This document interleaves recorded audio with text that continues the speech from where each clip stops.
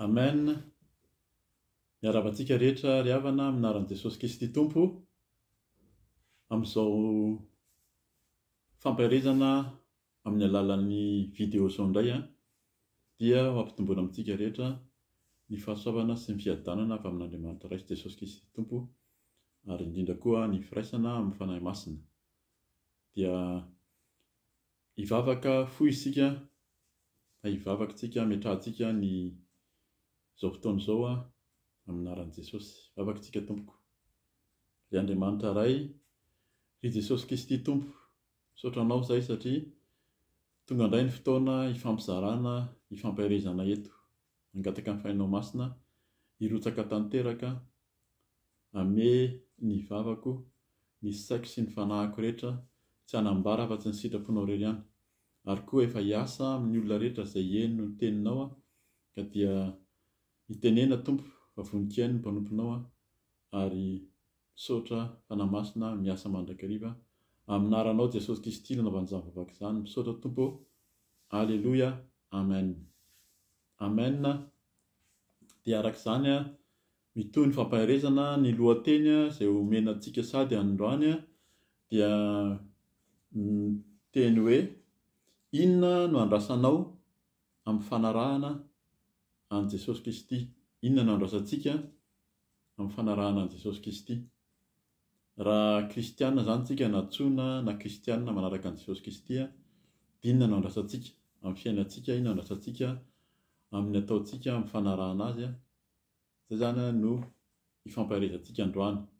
Zany dia ho raisintsika ao amin'ny asan'ny apôstôly toko voalohany, ny andiny voalohany ka hatramin'ny fahavalo, zany ny lahatsoratra ifanazavantsika ataontsika fototra fa avy be ny ten'Andriamanitra. Azo vakiana moa zany raha voavaky daholo indray androany, fa zay no raisintsika dia hovakintsika sady aminaran'i Jesosy Kristy. Amin'ny soramandry atao amin'ny baiboly koa zany dia vakiako koa hoe: ny batisa ao amin'ny fanahy masina izay nampanantenaina. Ry Teofilo, ilay boky voalohany dia nosoratako ny amin'izay nataon'i Jesosy sy nampianariny hatramin'ny andro nampiakarana azy, rehefa nodidiny tamin'ny fanahy masina ny apôstôly izay novidiny, sady niseho koa tamin'ny famantarana maro taorian'ny Jaliny fa velona izy.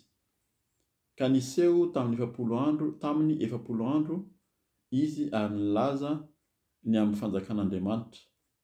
Ary raha niara-ny angona teo aminy Jesosy dia namepetra azy tsy hala any Jerosalema fa hiandry ny teny fikasany iray izay efa renareo tamiko hoy izy: fa Jaona nanao batisa tamin'ny rano, fa ianareo kosa atao batisa amin'ny fanahy masina rehefa afaka andro vitsivitsy. Koa izay tafangana teo dia nanontany azy hoe: Tompoko, amin'izao va no ampidinao ny fanjakana ho amin'ny Israely? Fa io kosa izy taminy: tsy anareo no ahalala ny andro na ny fotoana izay notendren'ny Ray amin'ny fahefany ihany, fa azo hery ianareo amin'ny ilatsahan'ny fanahy masina aminareo ary ho vavolombeloko any Jerosalema sy eran'ny Jodia sy Samaria ary hatramin'ny faran'ny tany. Amen. Zay no vakiteny zany ametrahantsika izay lohateny izay hoe: inona no andrasantsika raha manaraka an Jesosy tsika? Eto zany dia ny teny mihitsy Jesosy namepetra ny mpianany fa aza manao zavatra aloha, aza mandeha raha tsy mahazo ny fanahy masina. Eto moa zany amin'ny teny gasy izy ny fanahy masina no hitenenany azy, fa mety hoe mialana tsiny ihany satria ny fanahy masina rehefa mahazo hery ianareo fa rotsahan'ny fanahy masina aminareo, dia ilay hery io ohatra ny hoe ao an-tsaina zany lasa matanjaka, mety miazakazaka be, lasa manana hery ara-batana. Fa amin'ny teny frantsay ohatra, tena mahazatra antsika, fa amin'ny teny hébreu moa ny tena nandikanana azy, tsy ho ambara eto, sy amin'ny teny grika koa amin'ny nandikanan'ny testameta vaovao, fa ny tena ampiasaina, tena mandikana azy zany dia le hoe amin'ny teny frantsay izy hoe force, zay zany hoe azo hery nareo, azo force, ohatrany hoe matanjaka be ianao, fa tena hoe le puissance, hoe azo puissance, zay teny puissance zay no hery azon'ny olona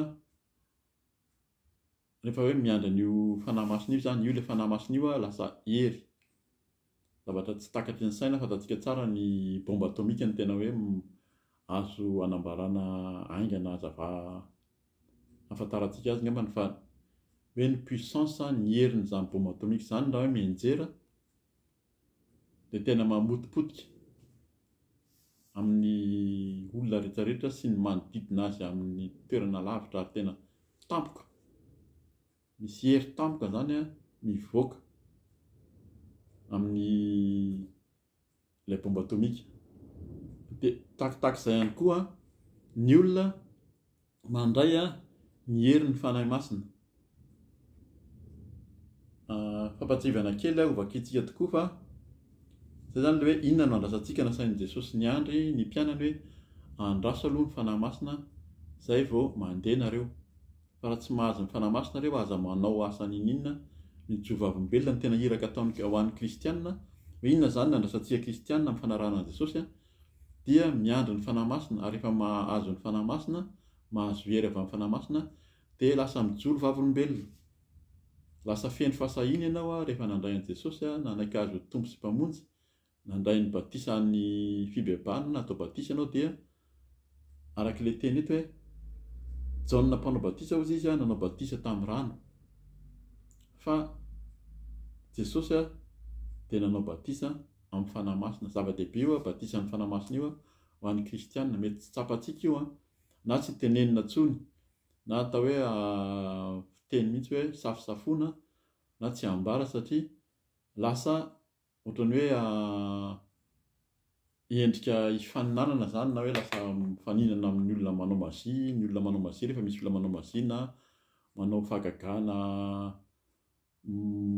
zavatra atao amin'ny olona amin'ny heriny sy ny fahaizany dia tsy afenina zany, fa ny herin'ny fanahy masina izay fahagagana sy takatry ny saina ny vitany matetika afenina na tsy ambara, na mahamenatra ary manambara azy, na eo anatrehan'ny fiangonana ary zany ankehitriny dia afenina zany herin'ny fanahy masina zany.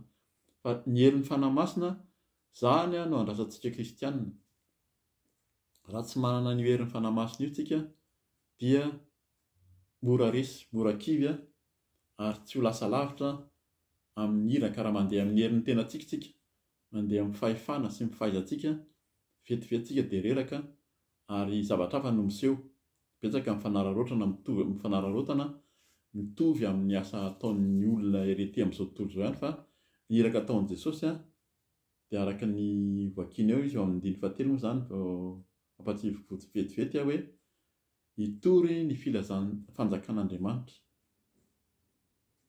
Zany no tena hoe anirahan'i Jesosy atsika kristianina zany. Raha miandry ny fanahy masina tsika, mahazo ny fanahy masina, dia ny hitory ny fanjakan'Andriamanitra, zay no andrahan'i Jesosy atsika.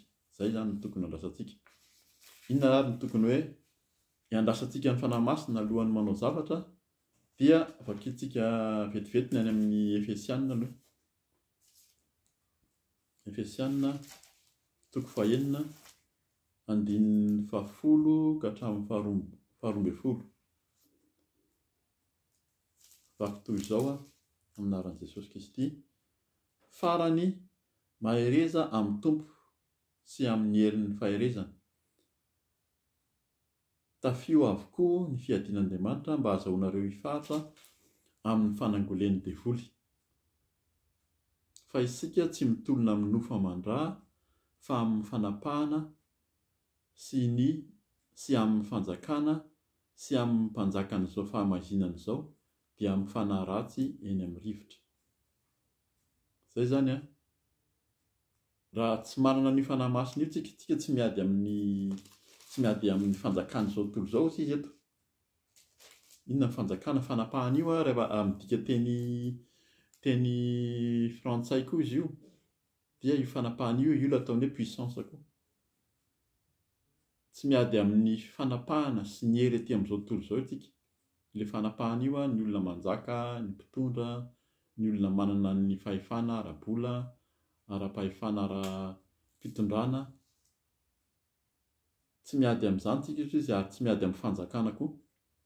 Ny fanjakana araka ilay teny teo, ny fanjakana tenenin' Jesosy dia fanjakan'ny lanitra, izay no andrasantsika sy hotoriantsika, izay no hijerentsika vavolombelona, ary sy amin'ny mpanjakan'izao fahamaizina izao. Izany misy ny teneniny eto hoe ay le zao amin'izao iainantsika izao koa fahamazinana, ary misy mpanjaka io, izany dia amin'ny fanahy ratso izy eny amin'ny rivotra. Fanahy ratsy eny amin'ny rivotra izy io. Izany hoe ilay fanahy nasain'i Jesosy andrasana io dia fanahy tsara, dia fanahy Jesosy Kristy, fanahin'Andriamanitra, izay hery sy takatry ny saina ahafahantsika miasa, mitory, mijoro vavolombelona amin'ny fanarahana ny Tompo. Dia verenako vakiana ihany izany aloha ny amin'ny andiny voalohany amin'ny asan'ny apôstôly toko voalohany teo, ry Teofilo izy ilay boky voalohany dia nosoratako ny amin'izay nataon'i Jesosy sy nampianariny. Izany efa nisy boky faharoa na fahatelo izay nalefan'i Paoly, nalefan'i Lika nanoratra ny asan'ny apôstôly azafady ho an'ny Teofilo. Dia nalefany izany io boky io, nampahatariny tsara fa zavatra Jesosy no nanao ny zavatra io ary nampianarin'i Jesosy tamin'ny fahavelomany. Ary indrindra tsy tamin'ny fahavelomany ihany ary fa ho hitantsika eo fa hatramin'ny andro nampakarana azy.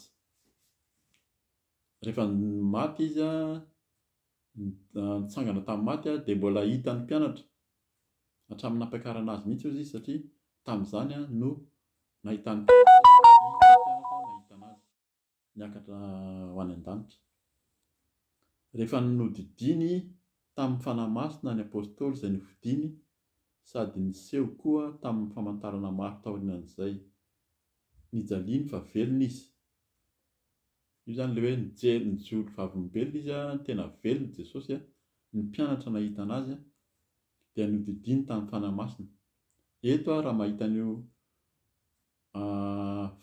zavatra vakiantsika io tsika, io party io izany dia tena hoe tsy miteny afa-tsy ny fanahy masina na Lika na Jesosy ho an'ny mpianana.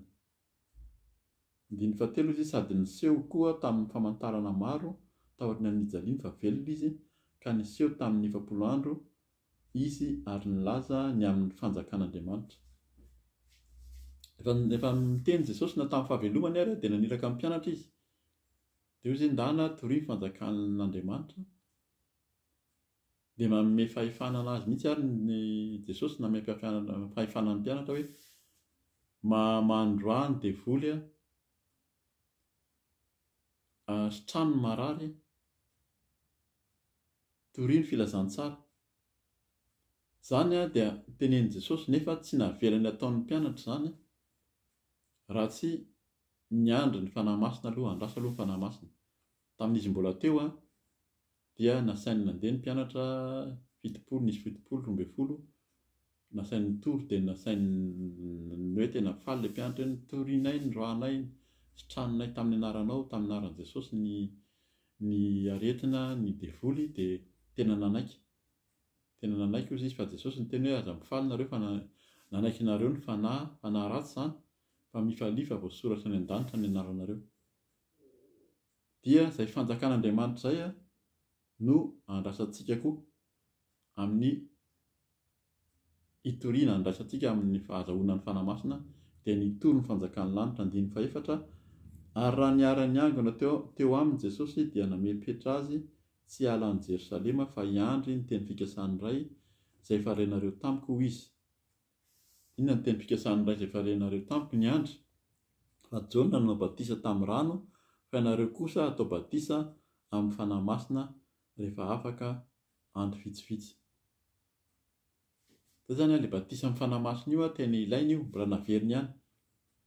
Fa aza mbola mihetsiketsika nareo raha misy zavatra atao, izay mahatonga ny hoe raha misy zavatra atao amin'ny asan'Andriamanitra, amin'ny asa fitoriana, dia miomana amin'ny fivoriana, amin'ny fiaraha-mivavaka, amin'ny mangataka amin'ny fanahy masina, tsirairay avy.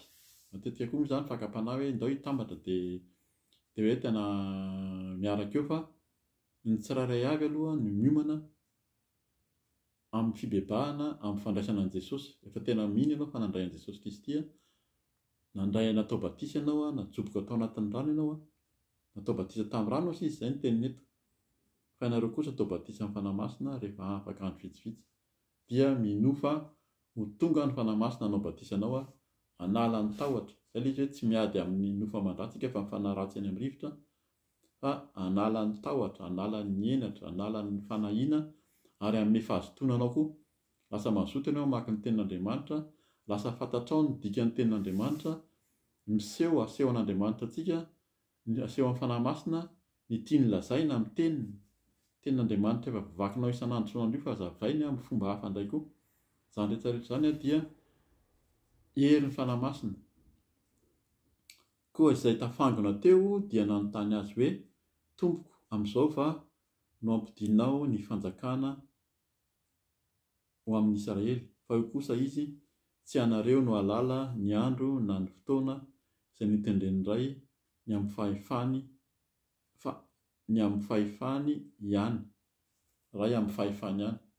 Io zany dia fakapanahy foana amin'ny olona na mpianatra ary dia efa nieritreritra mihitsy hoe dia ho tonga amin'izay zany milazonahy amin'izay ty fitondrany ty, fa efa eo Jesosy manana ny zavatra rehetra, mahay ny zavatra rehetra. Ary amin'izany rehefa mahazo ilay fanahy masina izay dia ho lasanay io fanjakana io. Io zany misy kristianina mihitsy koa dia manao an'izany hoe rehefa azonay mahazo ny fanahy masina izay dia ho raisinay ny fitondrana. Fa diso lalana isika. Fa ny fanjakana izay torian'i Jesosy dia ny fanjakana any an-danitra, ny fanjakan'ny lanitra, ary ny fanjakan'ny lanitra dia manohitra ny fanjakan'ny famaizinana ety amin'izao tontolo izao dia ny fanahy ratsy eny amin'ny rivotra. Na ny rahan'ny tompo antsika na ny rahan'i Jesosy antsika dia hiady amin'ny fanahy ratsy, satria betsaka ny olona voafatotra. Raha mbola anisan'ny voafatotra ao anatin'ny fanahy masina, ary rehefa nomena hery isika, tonga dia vakika any angambany, satria izay no mampanohy anazy, fa azo hery ianareo amin'ny ilatsahan'ny fanahy masina aminareo. Rehefa mahazo hery isika dia tsy tony teo aloha, nanolo tena ho an'i Jesosy, vita batisa amin'ny rano, vita batisa, nahazo batisa amin'ny fanahy masina, dia mandroso amin'ny fijorona vavombelona, tsy menatra intsony. Izay ilay izy hoe raha jo vavombelona, na vavombelona io na fahasoavana, na fahagagana ataon'ny tompo, na tenin'Andriamanitra izay omen'ny tompo antsika, dia mahasamy jo vavombelona isika. Ary io fanahy masina io rehefa tonga dia hafa mihitsy ny omeny antsika koa. Izay zany hoe sady mampahery moa izy zany no mampirisika antsika hitady an'izany fanahy masina izany. Vakintsika ihany ny ao amin'ny Romanina 9:9. Hoe inona ilay fanahy masina? Romanina 9:9.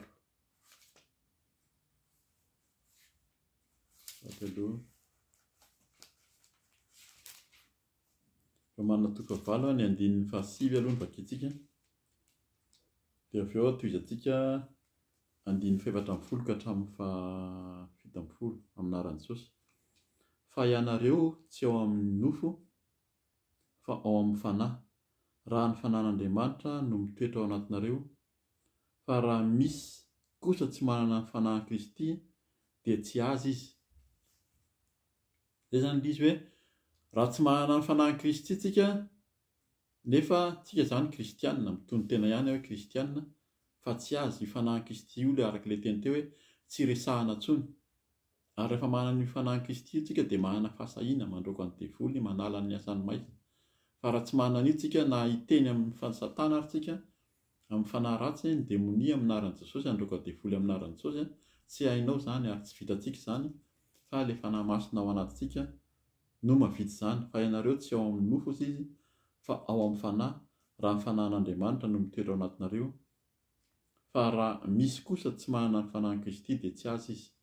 Ny andininy 7 ka hatramin'ny 7 no anazavantsika kely anazy ihany hoe amin'ny anaran'i Jesosy 7, fa izay tarihin'ny fanahin'Andriamanitra no zanak'Andriamanitra, fa tsy nandray fanahy tahandevozana ho amin'ny tahotra indray ianareo, fa nandray ny fanahin'ny zanaka natsangana, izay antsoantsika hoe Aba Ray eo. Ny fanahy dia miara-milaza amin'ny fanahintsika fa zanak'Andriamanitra isika. Ary raha zanaka isika dia mpandova, eny sady mpandovan'Andriamanitra no mpiray lova amin'ny Kristy koa, raha miara-miaritra aminy isika mba hiara-manam-boninahitra aminy koa. Lasa mpandova miaraka amin'ny Jesosy isika, mpandova miaraka amin'ny Kristy. Inona ny lova raisitsika? Tsy lasa mpandova be manatrahany be sy tany be aty tany ianao, fa mandova ny fanjakan'ny lanitra, ny idirantsika any an-danitra. Zany no ifampiarisantsika arak'ilay teny foana hoe hitahiry ny solika. Rehefa nomena ny fanamasina koa tsika ka tsy mahay mitahiry, tahaka an'ilay 5 adala, Virginy adala hozy izy, rehefa tena tonga Jesosy tsy nanana intsony, ritra ny ositra ny fanamasina, ny solika. Fa mila mitahiry tsika, zay ny ifampiarisantsika foana hoe ndao hitady an'i Jesosy ifampahery amin'ny tenin'Andriamanitra mba hitehirizantsika ny solika, mba ho isan'ny tafiakatra raha ho avy Jesosy any amin'ny rao any lanitra. Dia zay ny tenin'ny Tompo eto hoe andiny fahavalo fa azo hery ianareo amin'ny ilatsahan'ny fanamasina aminareo. Zay zany no andrasantsika. Zay ilay valiteny. Inona no andrasanao amin'ny fanarahana an' Jesosy Kristy? Ny andrasantsika ry havana dia ny herin'ny fanamasina. Io herin'ny fanamasina io arak'ilay fanazavaina teo dia tsy hery, tsy hoe force fotsiny hoe ahafahanao matanjaka be ianao dia lasa mandeha mitety tany, fa tena misy arak'ilay teny ataoko amin'ny teny frantsay azafady hoe puissance izay tena tsy takatry ny saintsika mandresy ny asan'ny maizina. Ny asan'ny maizina dia ilay voateny tao amin'ny Efesiana 4:1 teo, azontsika vakiana manontolo io Efesiana 4:1 io, ahafahantsika koa manana ny fiadiana. Voateny ao akaikeo ny fiadiana hiadiana amin'izany fanahy ratsy eny amin'ny rivotra izany. Mara-parana antsika anazy sady satria tenin' Jesosy mamarana azy eto hoe ary ho vavolombeloko any Jerosalema sy eran'ny Jodia sy Samaria ary hatramin'ny faran'ny tany.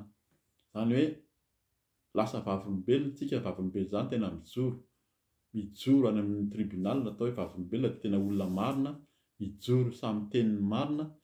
Dia ny marina ny famarinana izay tenin'Andriamanitra, malala amin'ny famarinana avy amin'i Jesosy ianao, miaina ao anatin'ny famasinana ianao, satria raha tsy tanteraka koa ao anatin'ny famasinana, miala amin'ny fitondran-tena maloto, ny fisainana maloto, ny fanao ratsy rehetra izay voateny ato amin'ny anatin'ny Baiboly ato, tsy arak'ilay teny teo hoe tsy ary voakivaky daholo izy, fa afaka mamaky amin'ny Romanina 2:9 isika ny amin'izany hoe fanahy ratsy sy toetra ratsy zany. Fa azo hery isika dia mijoro vavolombelona, ifampizara ary tsy menatra amin'ny fanambarana ny tenin'Andriamanitra. Dia ny ao amin'ny Matio 20:20, ny Lioka 4:7-7, any amin'ny Jaona 5:13-5:5 dia Jesosy manambara amin'ny mpianany hoe mandehana mitoriany filazantsara. Efa akaiky ny farany ozy izy fa andana mitoriany filazantsara eo aminareo mandrakiriva ny fanahy masina miaraka aminareo. Dia ilay herin'ny fanahy masina izay avy any ambony ozy izy any amin'ny Lioka 4:7-7 any hoe miandry ilay herin'ny fanahy masina izay men'Andriamanitra avy any ambony. Ary amin'ny Jaona dia mitovy amin'izay koa no teneny hoe miandrasa ny fanahy masina, fa io fanahy masina io ihany no ahafahantsika mandroso sy manambara ny tenin'Andriamanitra, manao ny asan'Andriamanitra amin'ny maha-kristianina antsika. Amafisana amin'ny betabe moa zany raha vakintsika manontolo ny asan'ny apôstôly dia hitantsika eo ny tena hoe fiasan'ny fanahy masina taorian'izay ny rotsahan'ny fanahy masina tamin'ny andron'ny Pentekôty. Tsy miandry ny Pentekôty ihany tsika, io andron'ny Pentekôty io andro fifalianan'ny Jiosy io, fa tamin'io no nanehon'ny Tompo nandefasan'ny fanahy masina. Fa misy ny fiaraham-bavaka na ny fampianarana amin'ny teny, fa rehefa tonga ny Pentekôty dia eo tsika no hanao alim-bavaka, dia eo tsika no tena hitady ny fanahy masina. Fa ny fanahy masina dia omenanao amin'ny fotoana rehetra, rehefa miaina ao anatin'ny famasinana ianao, rehefa natao batisa tamin'ny rano ozy izy dia azo tao batisa amin'ny fanahy masina ihany koa. Ny asan'ny apôstôly 2:9-20 ka hatramin'ny 1:20 no vakintsika alohan'ny hamaranantsika izao famparezana izao. Zany dia mitovy amin'ny Joela ihany koa 9:7, 7:1 ka hatramin'ny 5. Ny asan'ny apôstôly 2 zany 9:40 ka hatramin'ny 1:20, vakina amin'ny anaran'i Jesosy Kristy. Fa izao ilana ampilazaina ny Joela mpaminany hoe vakiko hatramin'ny 4:10 ngambany amin'ny mahazavantsika anazy ahafahantsika mahazava azy. Fa nitsangana Petera ozy izy sy ny 12 lahy dia nanandra-peo izy ka nanao taminy hoe: ry lehilahy jiosy sy izay rehetra monina eto Jerosalema, aoka ho fantatrareo izao ary noho ny teniko tsy mamo araka ny hevitrareo, tsy akory ireo fa vao ora fahatelo ihany izao ny andro. Tapahakely ihany eto izany fa rehefa tonga amintsika ny fanahy masina, miasa amin'ny tsirairay meny ny fanahy masina tsika dia misy ny olona miteny hoe olona mamy reo na olona tsy tonga saina. Fa ny fanahy masina rehefa miasa amintsika dia manana ny fahefany izay tsy takatry ny saintsika. 9:70 ny 4:40 amin'ny anaran'i Jesosy. Fa izao ilay nampilazaina ny Joela mpaminany hoe: ary amin'ny andro farany hoy Andriamanitra, amin'ny andro farany hoy Andriamanitra, no andatsahako ny fanahiko amin'ny nofo rehetra, ny zanakalahinareo sy ny zanakavavinareo aminany. Zay zany isan'ny fiasan'ny fanahy masina, firotsoan'ny fanahy masina, ny zatovinareo ahita fahitana. Fiasan'ny fanahy masina koa zay amin'ny herin'ny fanahy masina izay rotsaka amintsika. Ny ilay antitrareo hanofy. Zany rehetra zany miseho amin'izao fotoana izao zany rehefa tenenina amin'izany ny olona dia ny olona manao noforinina. Fa raha olona ao anatin'ny famasinana sy ao amin'ny fahamarinan'Andriamanitra tsika, mandeha araka ny sitrapon'Andriamanitra, dia zany omeny ny mpanompony. 9:40 ary ny mpanompoko na lahy na vavy dia andatsahako ny fanahiko amin'izany andro zany ka dia aminany izy. Misy faminaniana izay omeny ny tompo ho an'ny tsirairay avy rehefa miaina ao anatin'ny fahamasinana izay tsika ao amin'ny fahamarinan'Andriamanitra. 9:70 ary anisy fahagagana eny amin'ny lanitra ambony ao sy famantarana amin'ny tany ambany, dia rà sy afo ary zavy misetroka. Zay le hoe puissance, zay le herin'ny fanahy masina. Misy zavatra miseho tsy takatry ny saina, ny rà, ny afo, ny zavy, ny setroka, zavatra be da be ny zavatra miseho rehefa ao aminao koa ny herin'ny fanahy masina, na rehefa miseho amin'ny fiainantsika olombelona ny herin'ny fanahy masina. 9:20 ny masoandro ampidiana ho aizina ary ny volana ho rà alohan'ny hatongavan'ny andron'ny tompo, dia ilay sady lehibe no malaza ary nazovy no iantso ny anaran'ny tompo Andriamanitra dia ho vonjena. Azafady fa voavako lasa lavitra ny famakiako azy teo, fa zay zany teo amin'ny 9:70 moa zany tena sy ny 9:40 hoe ary mpanompoko hatramin'ny 1:20 ny teneniko teo azafady, ary nazovy no iantso ny anaran'ny tompo dia ho vonjena. Andray ny fanahy masina tsika, izay no andrasantsika kristianina amin'ny fanarahana an' Jesosy. Nitadiavintsika ozy ny tompo, midiry ianao amin'ny efitranonao mangingina, Matteo 5:1, dia mivavaha amin'ny rainao fa ny rainao hamaly anao amin'ny mangingina.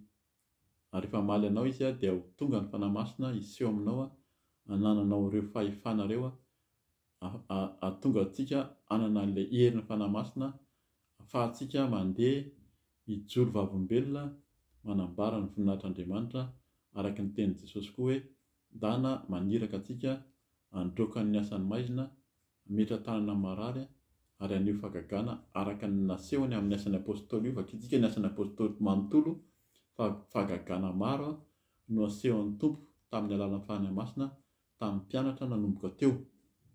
Fa talohan'io dia na i Petera ary dia nanohitra nandahan'i Jesosy ny telo. Fa noho ny tonga ny fanahy masina dia Petera mihitsy no nijoro amin'io vakintsika io, nijoro teo anatin'ny jiosy maro, tsy natahotra, tsy menatra intsony teo anatin'ny jiosy, fa izy dia nandray ny fanahy masina ary tena mpianatra Jesosy, manara-dian'i Jesosy, dia izay no andrasantsika ry havana amin'ny fanarahana an' Jesosy dia taka ireo mpianatra ireo, taka ny Petera, rehefa tonga amintsika ny fanahy-masina, ilay herin'ny fanahy masina, dia tsy taka ny teo aloha intsony tsika fa miova ho tena zanak'Andriamanitra ozy izy dia ny fanahin'Andriamanitra no anatintsika. Dia voninahitra ho an'Andriamanitra irery ihany ampahery anao mandrakariva hamaky ny tenin'Andriamanitra ary indrindra hitady an'Andriamanitra, mitady ny fanahy masina mba hirotsaka amintsika tsirairay avy andehanantsika hijoro vavolombelona sy hanao ny asan'ny Tompo. Dia manao velomanao amin'ny anaran'i Jesosy raha sitrapon'ny Tompo, raha mbola tsy miverina ny Tompo moa izany dia hitoy ihany izao asa fampaherezana amin'ny alalan'ny vidéo izao. Voninahitra ho an'Andriamanitra irery ihany, saotra tompoko. Amen.